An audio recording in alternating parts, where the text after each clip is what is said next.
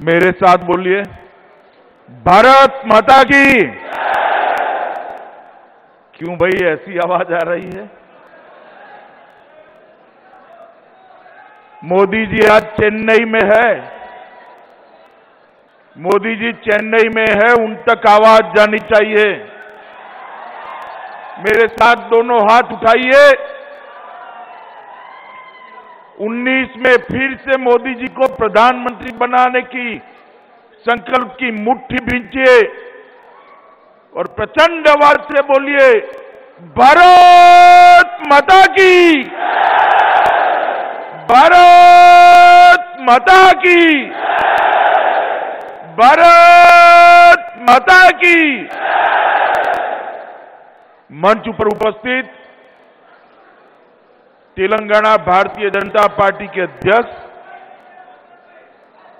Doctor Lakshman जी, हमारे वरिष्ठ नेता और सांसद बंडारू दत्तात्रेय जी, तेलंगाना के हमारे प्रभारी श्रीमान पी कृष्णदास जी, हमारे पूर्व अध्यक्ष श्रीमान जी किशन रेड्डी जी, हमारे विधायक राजा सिंह जी,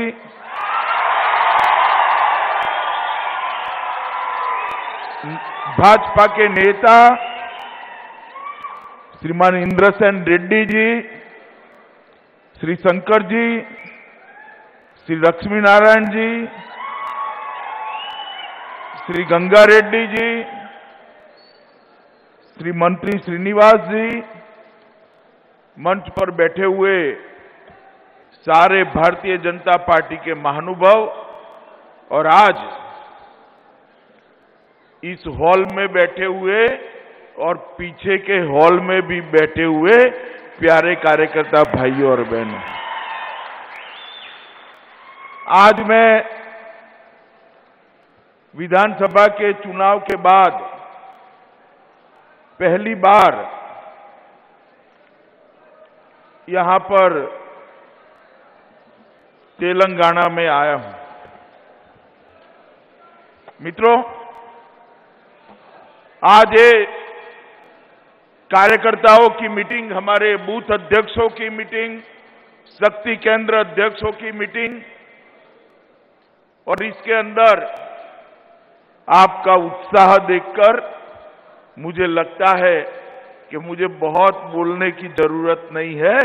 आप लोग बड़े जोर से मोदी जी को प्रधानमंत्री बनाने में लगे हैं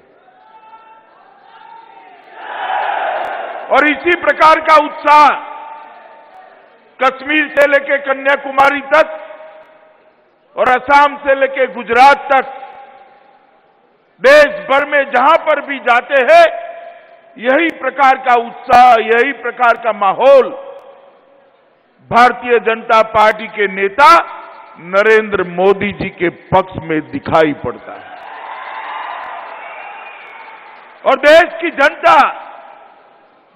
जनता तय कर बैठी है कि मई में जो चुनाव होने वाला है उसमें देश के अगले प्रधानमंत्री भी श्री नरेंद्र मोदी ही होने वाले हैं। मित्रों, कार्यकर्ताओं का सम्मेलन, बूथ अध्यक्षों का सम्मेलन, शक्ति केंद्र के अध्यक्षों का सम्मेलन, उसमें मैं जब आया हूं तब मैं ये कहना चाहता हूं कि हम सभी, मेरे समेत मंच पर बैठे सारे भारतीय जनता पार्टी के कार्यकर्ता,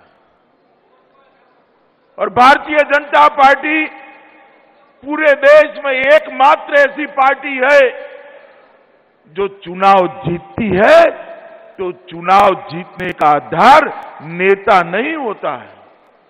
चुनाव जीतने का आधार मेरा शक्ति केंद्र और बूथ में बैठा हुआ मेरा कार्यकर्ता होता है। कई चुनाव, कठिन से कठिन चुनाव भारतीय जनता पार्टी को भारतीय जनता पार्टी के कार्यकर्ताओं ने जिताए हैं। और यही कार्यकर्ता है जो बूथ पर भारतीय जनता पार्टी का झंडा और भारतीय जनता पार्टी का एजेंडा लेकर जाता है और भारतीय जनता पार्टी को विजयी बनाता है। मित्रों, 2019 का चुनाव सर पर है। कुछ ही दिनों में हो सकता है चुनाव आयोग चुनाव की तिथियों का ऐलान करे और उसके बाद चुनाव की प्रक्रिया शुरू हो जाए। आने वाला चुनाव भारतीय जनता पार्टी के लिए और भारतीय जनता पार्टी के कार्यकर्ताओं के लिए बहुत महत्वपूर्ण चुनाव। मित्रों, 1950 से हम राजनीतिक क्षेत्र के अंदर संघर्ष करते करते करते करते आज यहां तक पहुंचे। अनेक वीर कार्यकर्ताओं ने अपने पूरा जीवन भारतीय जनता पार्टी को खड़ा करने में लगा दिया, तब आज हम यहीं पर पहुंचे। अनेक कार्यकर्ता, और आज पार्टी की स्थिति देखिए। 10 सदस्यों से जो पार्टी शुरू हुई, वो पार्टी 11 करोड़ सदस्यों के साथ विश्व का सबसे बड़ा राजनीतिक संगठन बनकर लोगों के सामने। देश में सबसे ज्यादा विधायक किसी पार्टी के हैं तो भारतीय जनता पार्टी की। सबसे ज्यादा सांसद अगर किसी पार्टी के हैं तो भारतीय जनता पार्टी के हैं। सबसे ज्यादा मुख्यमंत्री किसी पार्टी के हैं तो वो भी भारतीय जनता पार्टी के हैं। सबसे ज्यादा म्युनिसिपल काउंसिलर, जिला पंचायत सदस्य, सबसे ज्यादा तालुका पंचायत सदस्य अगर किसी पार्टी के हैं तो भारतीय जनता पार्टी के हैं। और सबसे ज्यादा सरकारें भी अगर किसी पार्टी की है तो भारतीय जनता पार्टी की। 16 सरकारों के साथ हम देश की जनता की 16 राज्यों में सेवा कर रहे हैं। केंद्र में नरेंद्र मोदी जी के नेतृत्व में भारतीय जनता पार्टी की पूर्ण बहुमत की सरकार काम कर रही है। और मित्रों, आज जब ये पूर्ण बहुमत वाली सरकार काम कर रही है, हमारा लक्ष्य है कि अगले चुनाव में इससे भी बड़े बहुमत के साथ मोदी जी को फिर से प्रधानमंत्री बनाना है। मगर मित्रों, ये चुनाव भारतीय जनता पार्टी के लिए तो महत्वपूर्ण है ही। भारतीय जनता पार्टी के लिए चुनाव जीतना जरूरी है ही, मगर ये चुनाव भारत देश के लिए भी जीतना जरूरी है, भारत के लिए भी जीतना जरूरी है। दो खेमे पड़े हुए। एक और मोदी जी के नेतृत्व में भारतीय जनता पार्टी और एनडीए के सारे दल चुनाव लड़ने के लिए तैयार है, और दूसरी ओर ये महागठबंधन महामिलावटबंधन भी है। राहुल बाबा के नेतृत्व में एक गठबंधन बना है जिसका कोई नेता नहीं है, जिसकी नीति नहीं है, जिसके सिद्धांत नहीं है, केवल और केवल सत्ता प्राप्त करने के लिए गठबंधन बना है। मैं आज तेलंगाना के कार्यकर्ताओं के सामने राहुल बाबा को पूछना चाहता हूं कि भाई बताओ, आपका चुनाव लड़ने का एजेंडा क्या है? आप किस मुद्दे पर चुनाव लड़ने जा रहे हो? हमने 5 साल सरकार चलाई है, अभी तो 55 महीने हुए हैं। आपके 55 साल का शासन और हमारे 55 महीने का शासन हमारा शासन है। मित्रों, भारतीय जनता पार्टी की सरकार ने ये 5 साल के अंदर देश के 50 करोड़ गरीबों के लिए नए जीवन की शुरुआत की। 6 करोड़ गरीब महिलाओं के घर में गैस का सिलेंडर पहुंचाने का काम ये भारतीय जनता पार्टी की सरकार ने किया। 8 करोड़ घरों में टॉयलेट पहुंचाने का काम, शौचालय पहुंचाने का काम ये भारतीय जनता पार्टी की नरेंद्र मोदी सरकार ने किया है। 2.5 करोड़ लोगों के घर में बिजली पहुंचाने का काम, इलेक्ट्रिसिटी पहुंचाने का काम नरेंद्र मोदी जी ने किया है। 2.5 करोड़ लोगों को घर का अलॉटमेंट करने का काम हमारे नेता नरेंद्र मोदी जी ने किया है। 13 करोड़ युवाओं को मुद्रा बैंक की लोन देने का काम भारतीय जनता पार्टी की नरेंद्र मोदी सरकार ने किया है। और देश के 50 करोड़ गरीब मित्रों, देश के 50 करोड़ गरीब लोगों को 5 लाख तक का हेल्थ का पूरा खर्चा आयुष्मान भारत योजना के तहत ये भारतीय जनता पार्टी की नरेंद्र मोदी सरकार कर। आज देश में कोई भी गरीब, इसकी मां बीमार पड़ जाए, बाप बीमार पड़ जाए, इसको चिंता करने की जरूरत नहीं है। कैंसर हो जाए, दिल का दौरा पड़ जाए, लकवा मार जाए, कोई चिंता करने की जरूरत नहीं। इसकी पूरी सुविधा, कोई भी बड़े से बड़ा ऑपरेशन हो, इसकी व्यवस्था करने का काम ये भारतीय जनता पार्टी की नरेंद्र मोदी सरकार करती है। और मित्रों, ये 4 ही महीने में 15 लाख से ज्यादा, जरा जोर से बोलिए कितने, 15 लाख से ज्यादा गरीबों का ऑपरेशन कराने का काम ये भारतीय जनता पार्टी की नरेंद्र मोदी सरकार ने। राहुल बाबा, आपको 55 साल मिले, अगर गरीबी को दूर करना चाहते होंगे तो आज तक के काम बाकी न होते। हमने 5 साल के अंदर गैस दिया, घर दिया, बिजली दी, शौचालय दिया, स्वास्थ्य की सुविधाएं दी। आपने 55 साल में वादों के अलावे कुछ नहीं दिया मित्रों, कुछ नहीं दिया। भारतीय जनता पार्टी की सरकार ने देश का चहुमुखी विकास, देश का चारों दिशा में विकास करने का काम किया है। मित्रों, मनमोहन सिंह की सरकार थी, 10 साल चली। सोनिया मनमोहन की सरकार थी, देश के अर्थतंत्र को 9वें नंबर पर छोड़कर गए थे। अटल जी 9वें नंबर पर छोड़कर गए थे, मौनी बाबा मनमोहन सिंह भी 9वें नंबर पर छोड़कर गए। नरेंद्र मोदी सरकार ने 5 ही साल में देश की इकोनॉमी को 9वें नंबर से बढ़ाकर 6ठे नंबर पर लाने का काम ये भारतीय जनता पार्टी की सरकार है। और मित्रों, सबसे बड़ी बात, इस देश को सुरक्षा देने का काम भारतीय जनता पार्टी के नेता नरेंद्र मोदी जी ने किया है। नरेंद्र मोदी जी 10 साल तक ये यूपीए की सरकार थी। आलिया, मालिया, जमालिया पाकिस्तान से घुस जाते थे, हमारे जवानों के सर काट कर ले जाते थे, वहां अपमानित करते थे, उनको जवाब नहीं दिया जाता था। नरेंद्र मोदी सरकार आई, उरी में हमला किया, सर्जिकल स्ट्राइक की, और उसके बाद में पुलवामा में 40 जवानों पर निर्दयता के साथ कायर की तरह हमला किया।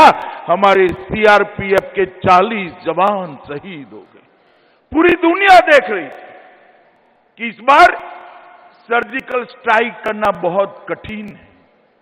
पाकिस्तान अलर्ट था, पहले एक बार सर्जिकल स्ट्राइक हो चुकी थी, सब मानते थे क्या होगा। हमारे जवानों के शहीदगी के 13वीं के दिन ही हमारे वायुसेना के जवानों ने एयर स्ट्राइक कर आतंकवादियों के 3 अड्डों को के पड़थड़े उठाए। और मित्रों, और पहली बार पाकिस्तान को लगता है कि अब आतंकवाद नहीं चलेगा, अब कुछ भी करेंगे वहां से जवाब मिलने वाला है। वो मजबूर हुए हैं आतंकवादियों को गिरफ्तार करने के लिए, इन पर प्रतिबंध रखने के लिए। इसका कारण है हमारे नेता नरेंद्र भाई ने एक राजनीतिक इच्छा शक्ति का परिचय करा है। इन्होंने सेना को खुली छूट दी कि वहां से गोली आती है तो गोली का जवाब गोले से दिया जाए, ईंट आती है तो जवाब पत्थर से दिया। और मित्रों, शर्म आनी चाहिए। कांग्रेस पार्टी, चंद्रबाबू नायडू, ममता बनर्जी, अखिलेश यादव, मायावती, ये सारे के सारे लगे हैं कि जवानों ने जो पराक्रम किया है उस पर सवालिया निशान, सबूत मांग रहे हैं। सबूत पाकिस्तान नहीं मांग रहा। चंद्रा बाबू, आप क्या सबूत मांग रहे हो? शर्म करो, शर्म करो। सबूत आतंकवादी नहीं मांग रहे। राहुल बाबा, आप सबूत मांग रहे हो। संकट की इस घड़ी के अंदर देश के साथ खड़े रहने की जगह इस प्रकार के स्टेटमेंट करते हैं जिससे पाकिस्तान के अंदर खुशी की लहर दौड़ जाती है। आप देखिएगा, पाकिस्तान का मीडिया और ये महागठबंधन के नेता दोनों के बयान एक तरीके हैं। मुझे तो कई बार मालूम नहीं पड़ता ये बोल रहे हैं, वो पाकिस्तान मीडिया बोल रहा है या पाकिस्तान का मीडिया जो बोल रहा है वो राहुल बाबा बोल रहे हैं, मालूम ही नहीं पड़ता मित्रों। परंतु नरेंद्र मोदी जी ने दुनिया में देश का सम्मान बढ़ाने का काम किया है।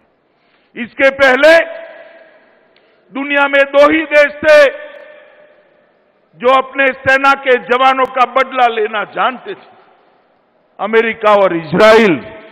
नरेंद्र मोदी जी ने एयर स्ट्राइक कर दो देशों की सूची में तीसरा नाम महान भारत का जोड़ने का काम भारतीय जनता पार्टी के नेता ने किया। और मैं मानता हूं मित्रों, आज पूरी दुनिया मानती है कि मोदी जी के नेतृत्व में भारत सुरक्षित है। और मित्रों, मैं मानता हूं कि भारत जैसे बड़े देश को सुरक्षा देने का किसी में दमखम है तो अकेले और अकेले श्री नरेंद्र मोदी जी में है और किसी में नहीं। आप मुझे बताइए, एक गठबंधन के नेता भारत को सुरक्षित रख सकते हैं क्या? जरा जोर से बोलो, रख सकते हैं क्या? सेना की सुरक्षा, सीमाओं की सुरक्षा कर सकते हैं क्या? सेना के जवानों की शहीदगी का बदला ले सकते हैं क्या? शहीद परिवारों को ठीक ढंग से उनका सम्मान कर सकते हैं क्या? ये काम अगर कोई कर सकता है तो मेरे और आपके नेता, भाजपा के नेता, देश के प्रधानमंत्री श्री नरेंद्र मोदी जी ही कर सकते हैं और कोई नहीं। और मित्रों, उनको अपनी वोट बैंक प्यारी, वोट बैंक के लिए सारे खेल खेल रहे हैं। मुझे बताओ, तेलंगाना के कार्यकर्ताओं, इस देश में से घुसपैठियों को निकालना चाहिए या नहीं निकालना चाहिए? क्यों भाई ऐसे बोल रहे हो? घुसपैठिए निकालने चाहिए या नहीं निकालने चाहिए? चाहे मुंबई में हो, चाहे हैदराबाद में हो, चाहे अहमदाबाद में हो, निकालने चाहिए या नहीं निकालने चाहिए? भारतीय जनता पार्टी की आसाम की सरकार और केंद्र की सरकार एनआरसी लेकर आई, national register of citizen. NRC क्या है? इस देश में जो घुसपैठिए घुसे हैं, इनको निकालने की व्यवस्था है। 40 लाख घुसपैठिए प्रथम दृष्टिया अकेले आसाम के अंदर चिन्हित कर दी गई। उनको निकालने की शुरुआत है। राज्यसभा के अंदर दृश्य देखने जैसा था। सारे ये महागठबंधन वाले इनके चेहरे लटके हुए थे। कहां जाएंगे, क्यों निकाल रहे हो, क्या खाएंगे, क्या पिएंगे, इनके ह्यूमन राइट का क्या। मित्रों, जैसे इनके चचेरे भाई हो इस तरह से चिंतित थे, चचेरे भाई हो इस तरह से। मित्रों, भारतीय जनता पार्टी मानती है ये जो घुसपैठिए है वो दिमक की तरह देश को चाट गए हैं, देश की सुरक्षा पर खतरा है। इन लोगों ने एनआरसी का विरोध किया। मैं आज इस मंच से पूछना चाहता हूं चंद्रबाबू नायडू जी को, तेलंगाना के मुख्यमंत्री जी को, राहुल गांधी जी को कि आप बताइए इस देश में से घुसपैठिए निकालने के लिए आप तैयार है या नहीं। जवाब ही नहीं देते। मैं चंद्रशेखर राव जी को पूछ रहा हूं, कल जवाब नहीं आएगा देखना। उनको नहीं लगता हैदराबाद में से घुसपैठिए निकालने चाहिए। मित्रों, मगर चिंता मत करो, परिश्रम कर कर नरेंद्र मोदी जी को प्रधानमंत्री बना दो। मैं आपको गारंटी देता हूं अगले चुनाव में देश भर में से चुन चुन कर घुसपैठियों को निकालने का काम।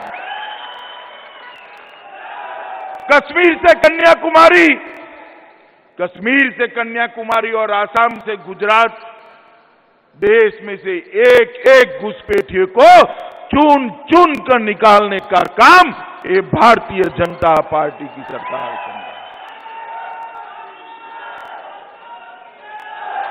है। एक गठबंधन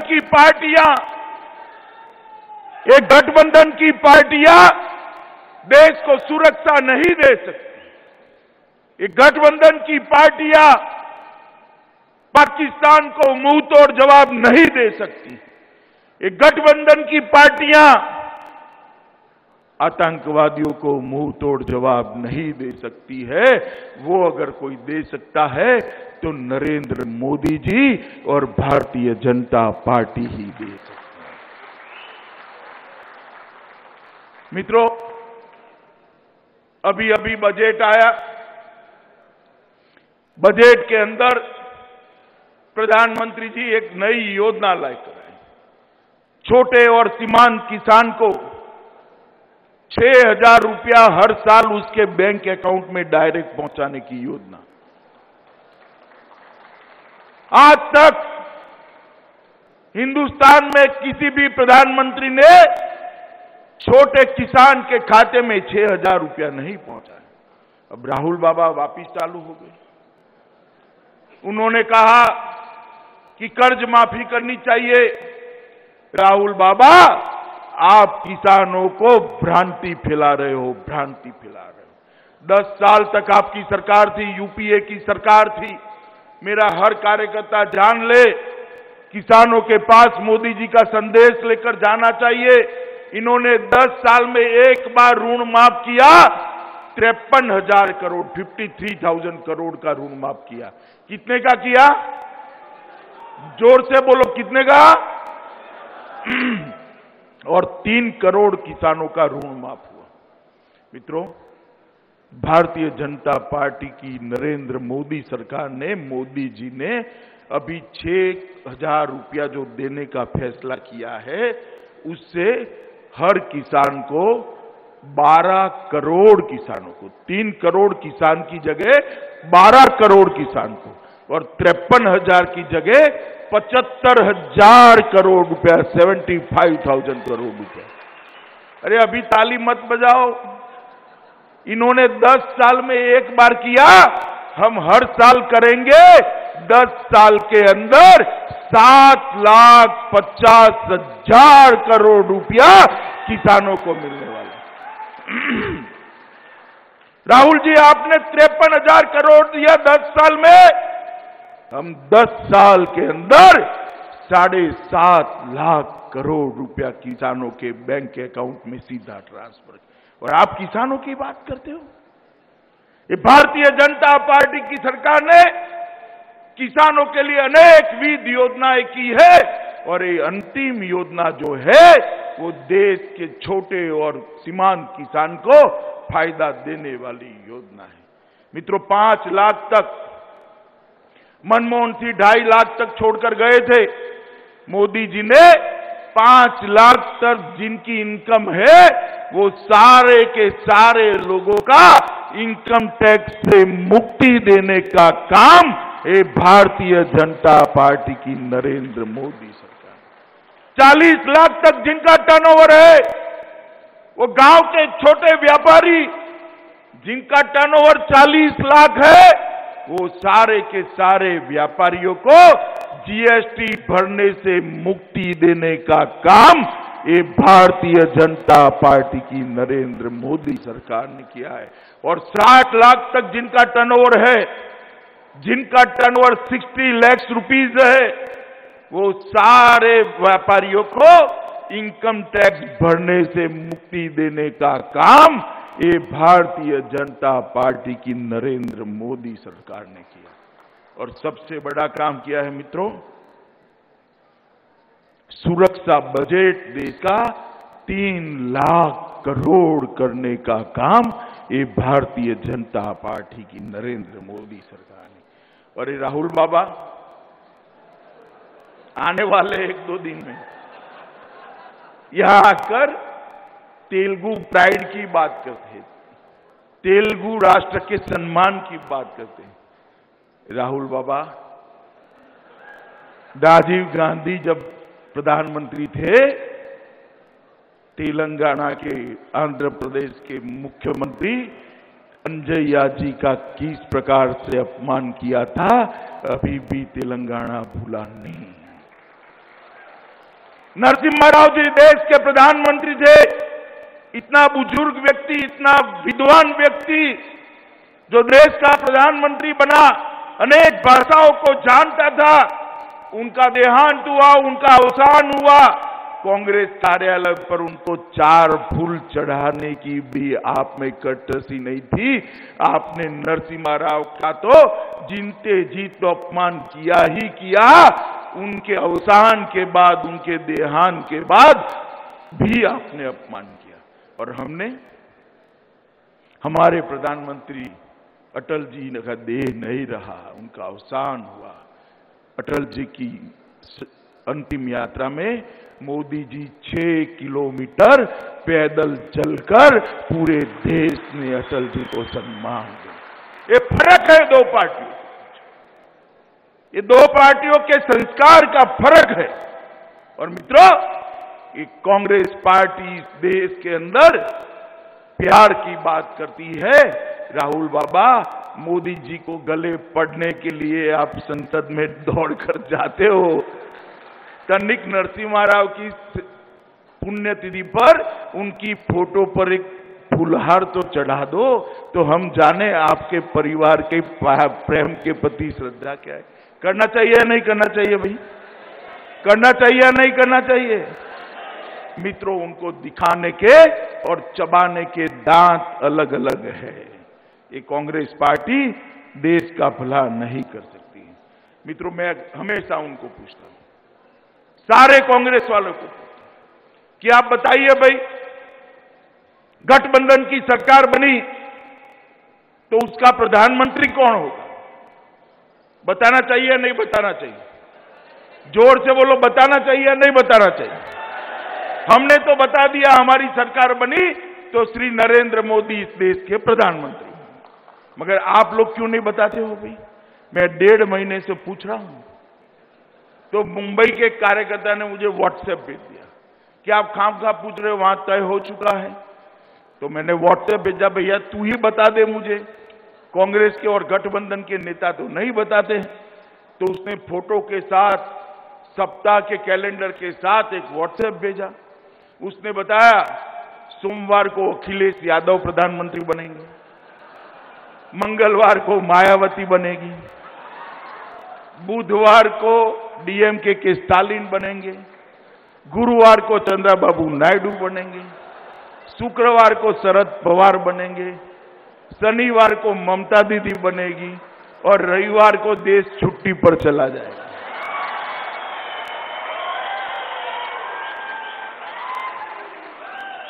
ऐसे कोई देश चल सकता है क्या?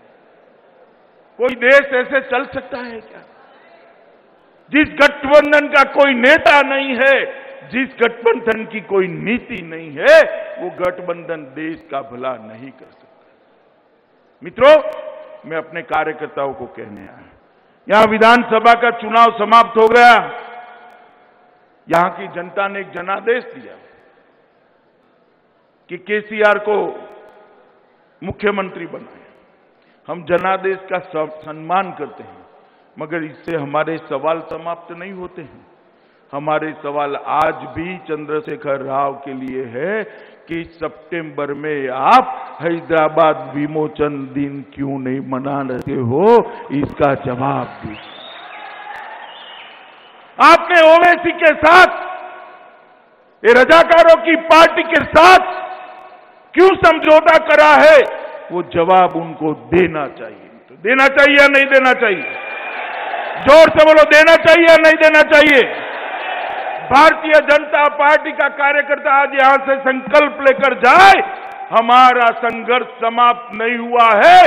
जब तक यहां पर भारतीय जनता पार्टी की सरकार नहीं बनाते हैं, तब तक हम एड़ी चोटी का जोर लगाकर लड़ेंगे और तेलंगाना के अंदर भारतीय जनता पार्टी को प्रस्थापित कर देंगे।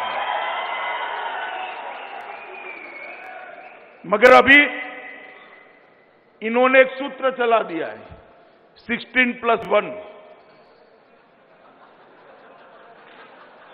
एक ओवैसी के लिए छोड़ दिया है और बाकी सब वो जीत जाएंगे। भाई, मैं तेलंगाना की जनता को कहने आया हूं कि ये चुनाव मुख्यमंत्री चुनने का नहीं है, ये चुनाव प्रधानमंत्री चुनने का है और प्रधानमंत्री नरेंद्र मोदी बनने चाहिए। इस बार तेलंगाना की जनता ने मुख्यमंत्री चुनने के लिए वोट नहीं डालना है, तेलंगाना की जनता ने प्रधानमंत्री चुनने के लिए वोट डालना है, मोदी जी को चुनने के लिए वोट डालना है। जरा सोच विचार कर आपका वोट देना भी। मुझे बताओ कार्यकर्ता मित्रों, ये गठबंधन के नेता, ये ओबीसी के साथ गठबंधन करने वाले देश के गरीबों का कल्याण कर सकते हैं क्या? जोर से बोलो, कर सकते हैं क्या? अर्थतंत्र को आगे बढ़ा सकते हैं क्या? देश को सुरक्षित कर सकते हैं क्या? देश के जवानों की मृत्यु का बदला ले सकते हैं क्या? आतंकवाद को मिटा सकते हैं क्या? पाकिस्तान को मुंह तोड़ जवाब दे सकते हैं क्या? ये कोई नहीं कर सकता, ये कोई कर सकता है तो भारतीय जनता पार्टी के नेता नरेंद्र मोदी कर सकते हैं। और ये